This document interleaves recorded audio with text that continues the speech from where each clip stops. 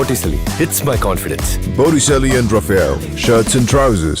ஒருங்கிணைப்பு குழு சார்ந்து சீமான் அவர்கள் மீதும் கமிஷனர் கிட்ட வந்து புகார் அளிச்சிருக்கீங்க. அதற்கான விஷயங்கள் இல்லை, அவர் அந்த கூறிய வார்த்தை பிரயோகங்கள் சரியானதா? அதை இந்த தமிழ் சமுதாயம் ஏற்றுக்கொள்ளுமா? நிச்சயமா ஏற்றுக்காது. அதுவும் நாம் தமிழர்னு கட்சி வச்சிருக்கிறவர், தமிழ் தேசிய அரசியல் செய்யக்கூடியவர், தமிழர்களின் உணர்வுகளுக்கு புறம்பாக அவர் வந்து அதில் தமிழ் சொற்களே வேற இல்லைங்கிறாரு. இங்கே அடக்கம் செய்திருக்கிறார்கள், நினைவிடங்கள் கட்டியிருக்கிறார்கள், இதெல்லாம் தமிழ் சொற்கள் இல்லைங்களா?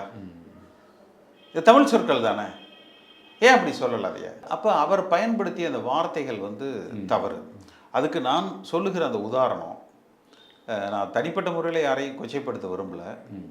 இப்போ சிமெண்ட்ரிஸ் இருக்குது இல்லைங்களா, கிறித்தவர் கல்லறை, அங்கே ஆண் பெண் பாலின வேறுபாடு இருக்குதுங்களா? இல்லை, பக்கத்தில் இருக்கு இல்லைங்களா?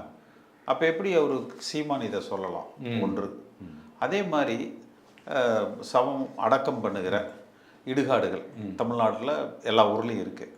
அங்கே ஆண் பெண் பாலின வேறுபாடு இருக்கா? இல்லை, அந்த மாதிரி இல்லை. அப்போ எப்படி இதை சொல்லலாம்? இது கொச்சி இல்லையா? நாளைக்கு யாராவது ஒரு பெண்ணை அடக்கம் செய்கிற பொழுது அது சிமெண்டரியாக இருக்கலாம், கல்லறையாக இருக்கலாம், அல்லது இடுகாடாக இருக்கலாம், ஒரு கொச்சையான எண்ணங்கள், இது ஒரு அருவருக்கு தகுந்த ஒரு இது இல்லைங்களா?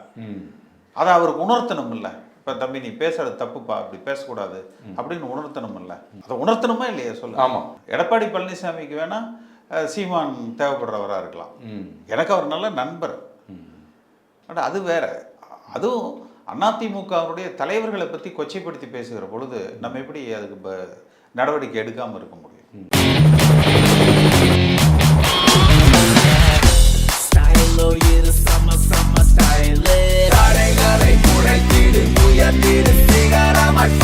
ஃபிட்டான Botticelli இருந்தா கான்ஃபிடென்ட்டா என்ன வேணாலும் செய்யலாம். Botticelli, it's my confidence. Botticelli and Raphael, shirts and trousers.